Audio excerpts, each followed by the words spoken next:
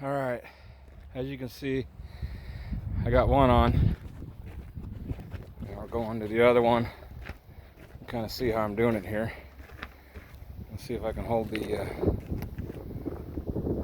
3/4 inch drive, 1.5 inch socket, 4.5 foot pipe, 2 7/8 on the other end. I'm gonna stand on it, so you have to bear with me in case I bust my ass. But 92 degrees. You can see I'm all covered up. 50% humidity. And here we go, 220 pounds. And I'm standing on it, probably about 4 feet in the air. The very end of it's still not breaking loose. That's 220 pounds. So here we go. Come on, come on. I'm bouncing. Come on, here it goes, here it goes. Oh, yeah. Oh, shit.